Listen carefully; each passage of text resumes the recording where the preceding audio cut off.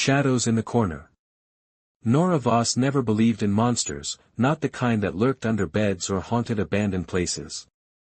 Superstition was a luxury that deep space salvagers couldn't afford. Yet here she was, standing in the dimly lit corridor of the derelict research station Helios 9, feeling the unmistakable sensation of being watched. Station power at 17%, life support stable but minimal, her wrist scanner chirped, the blue light illuminating her face in the gloom. No biological signatures detected. Nora brushed a strand of auburn hair from her face and adjusted her exosuit's temperature settings. The station was cold, too cold for comfort, but not cold enough to need her helmet sealed.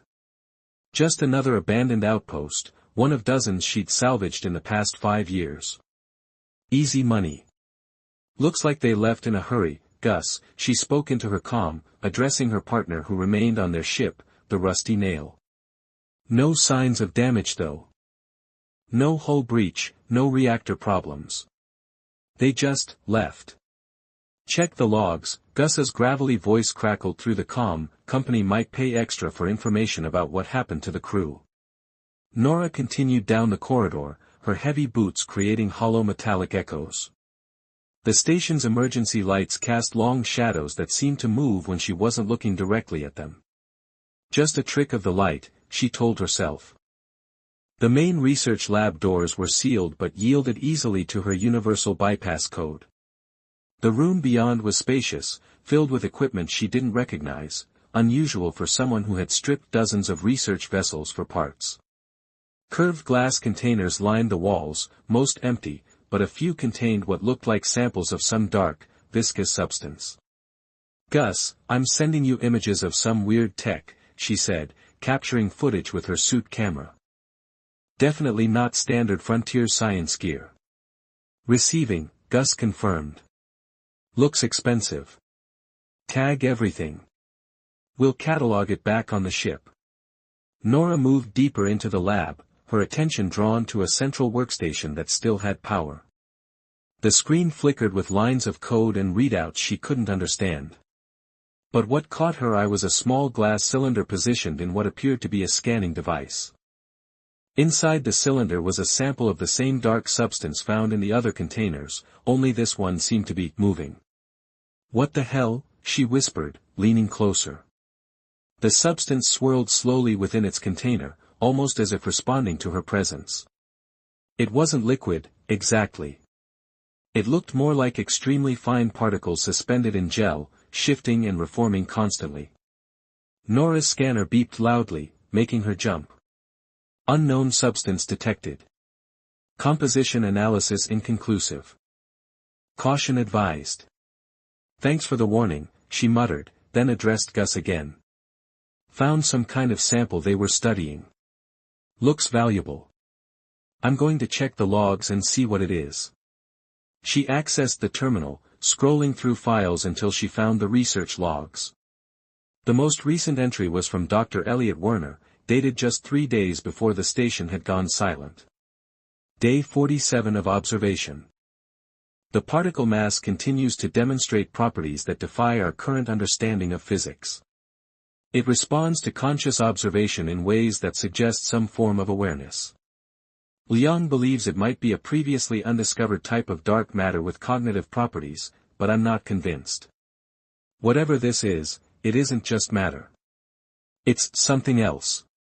Nora frowned, glancing at the swirling substance. It had stopped moving. She continued reading, today's tests confirm our suspicions.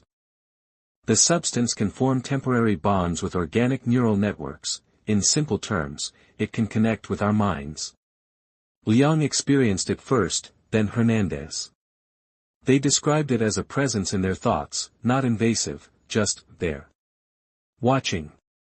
I've ordered all direct contact experiments suspended until we better understand the implications. The final log entry was brief and disturbing, it's following Liang now. He says he can feel it watching him even when he's alone. The others think he's suffering from sleep deprivation, but I've seen it too, shadows moving where they shouldn't. We're aborting the mission. Station evacuation ordered. Nora felt a chill run down her spine that had nothing to do with the station's temperature. She looked at the sample again. It was definitely moving now, pressing against the glass as if trying to get closer to her. "Gus," she said, her voice steady despite the unease building in her chest, "I think I know why the station was abandoned. They found something. Something that..." The lights flickered, plunging the lab into darkness for 3 long seconds before the emergency systems restored minimal illumination. When the lights returned, Nora gasped. The sample container was empty. "Nora? What happened?" Gus's voice sounded concerned.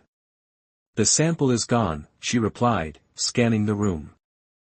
"Must have been some kind of containment failure when the power fluctuated." "Get out of there now," Gus ordered. Whatever they were studying, it spooked an entire research team enough to abandon their posts. "That's not something we want to mess with." Nora nodded, though Gus couldn't see her. "On my way back. Just going to grab the research logs." She quickly transferred the files to her portable drive and disconnected from the terminal. As she turned to leave, her light caught something on the far wall, a shadow that didn't correspond to any object in the room. A shadow that seemed to deepen and expand as she watched it. "Just my imagination," she muttered, hurrying toward the exit. The corridor back to the airlock seemed longer than she remembered. The shadows stretched and contracted around her, and more than once she thought she caught movement in her peripheral vision. Her heart raced as she finally reached the airlock and sealed it behind her. Once aboard the Rusty Nail, Nora felt her tension ease slightly. Gus was waiting for her in the cargo bay, his weathered face set in lines of concern. "You look like you've seen a ghost," he said as she removed her helmet. "Just jumpy," she replied, trying to smile. "Abandoned stations always give me the creeps."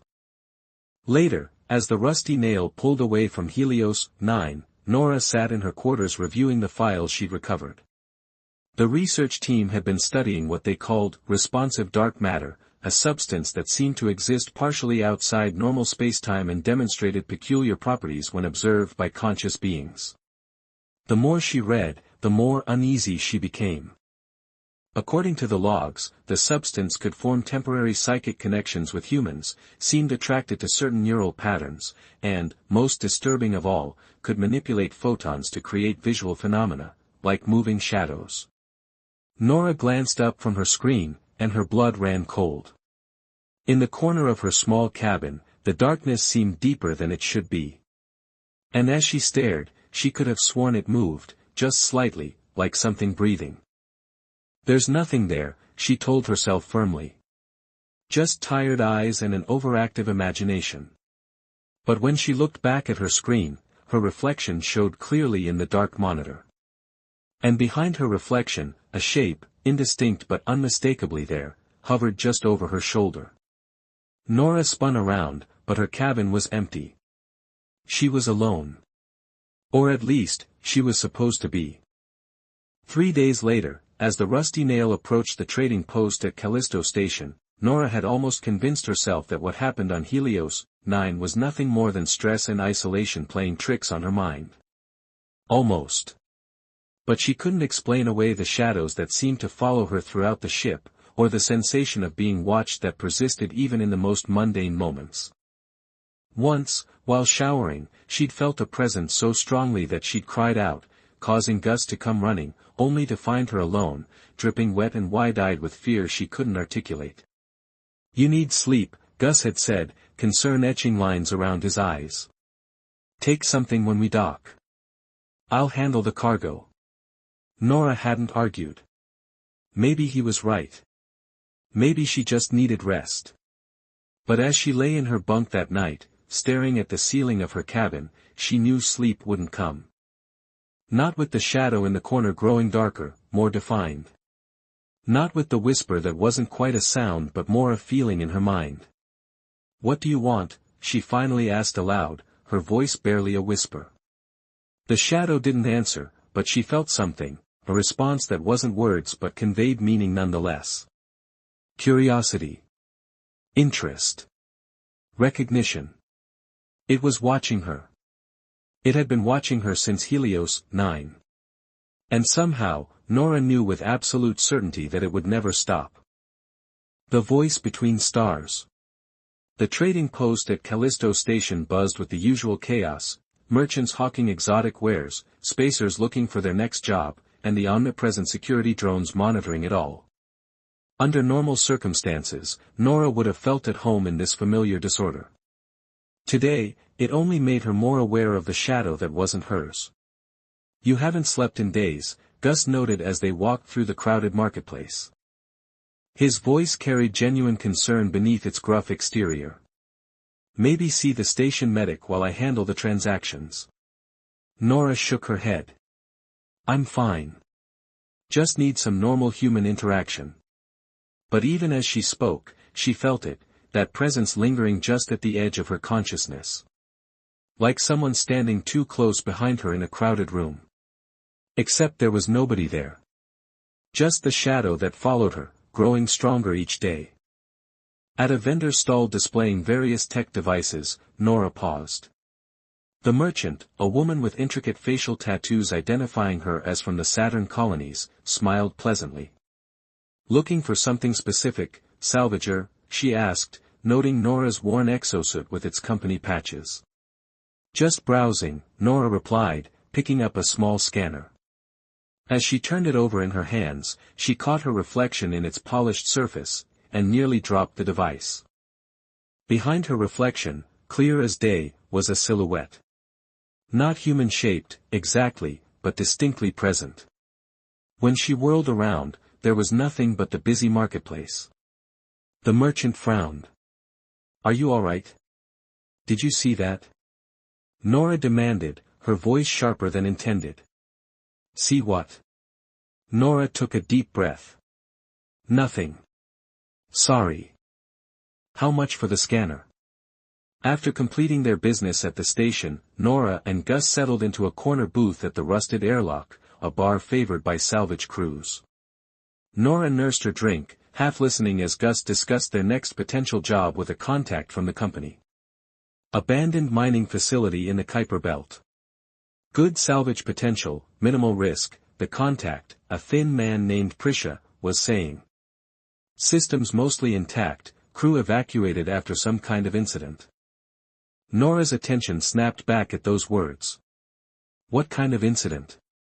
Prisha shrugged. Reports weren't clear. Something about equipment malfunctions, strange readings.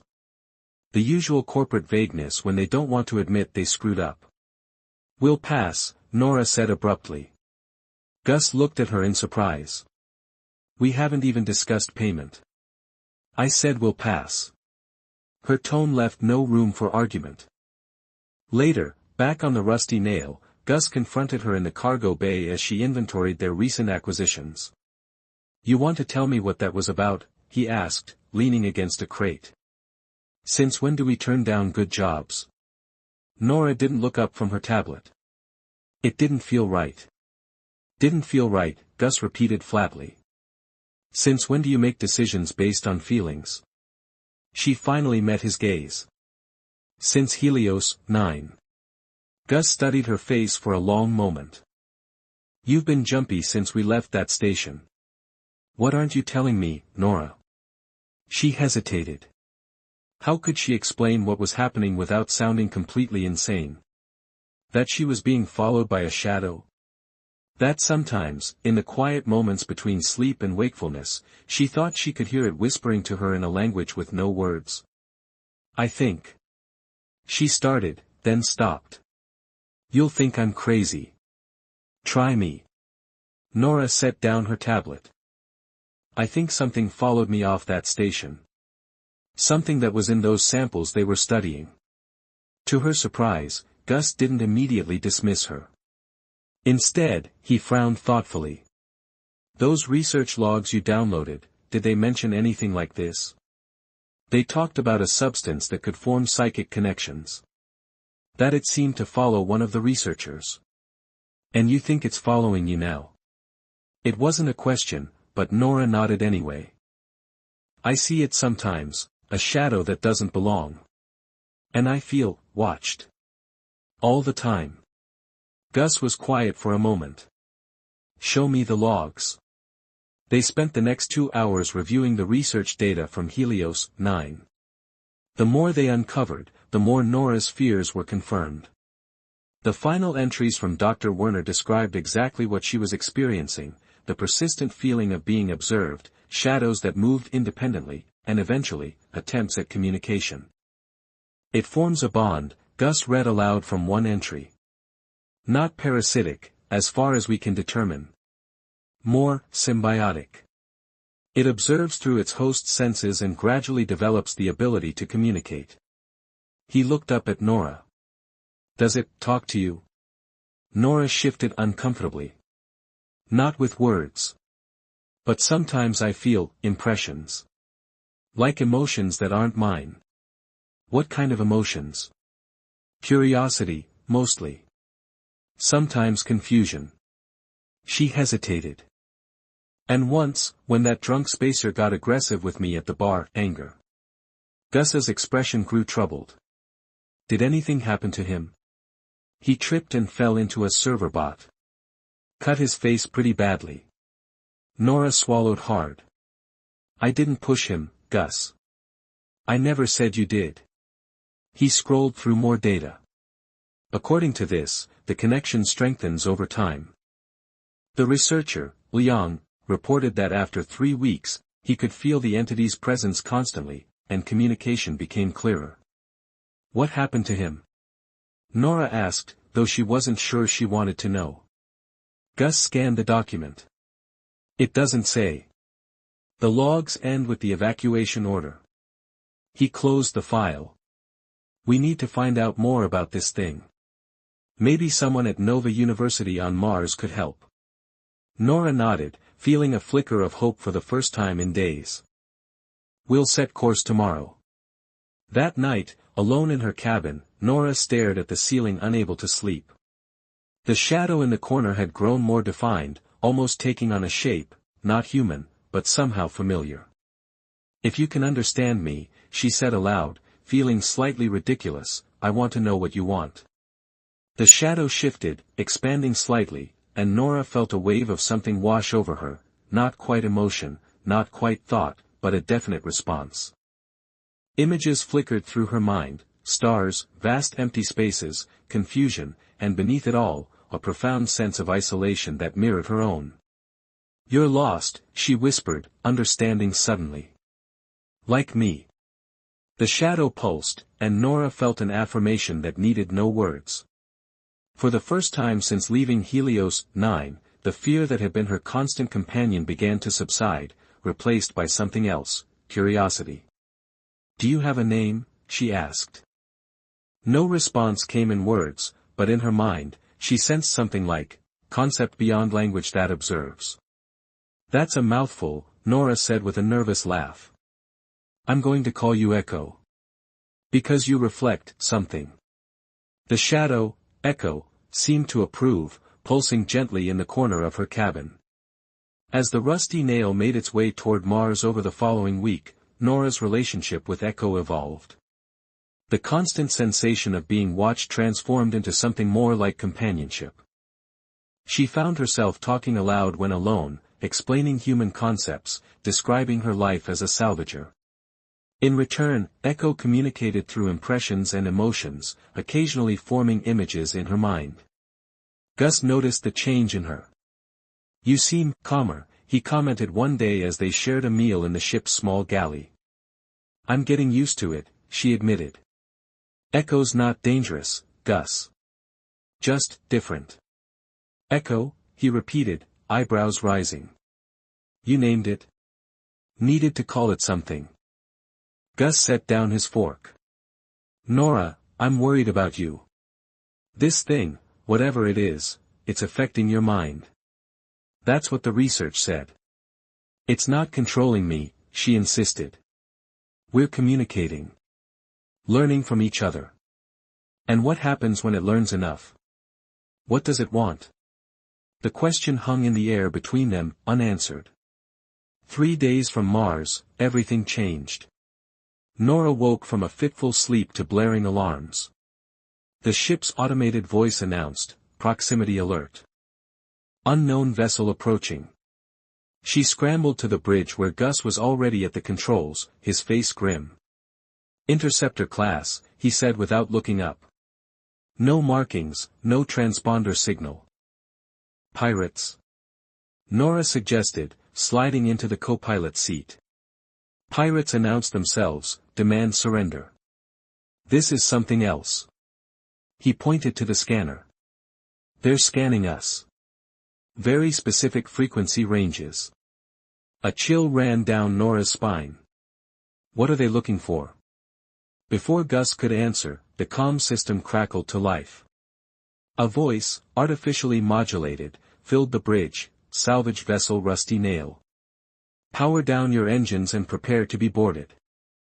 We have detected anomalous energy signatures aboard your vessel. Compliance is mandatory. Gus muted the transmission. Anomalous energy signatures. What the hell are they talking about? But Nora knew. Somehow, they were detecting echo. We need to run, she said, already plotting evasive trajectories. The Nail can't outrun an interceptor, Gus countered. Then we hide. Nora pointed to a dense asteroid field not far from their position. We know those rocks better than they do. As Gus guided the ship toward the asteroids, Nora felt Echo's presence intensify. Fear, not her own, but Echo's, washed over her in waves. And beneath the fear, recognition. You know them, she whispered, and felt Echo's confirmation. Who are they? Images flooded her mind, clinical spaces, containment fields, experiments.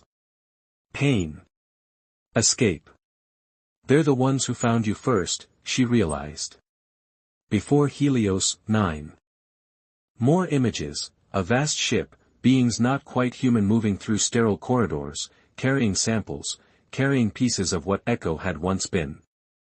The revelation hit Nora like a physical blow. They're going to try to take you back. As the Rusty Nail dove into the asteroid field, the unknown vessel in close pursuit, Nora made a decision.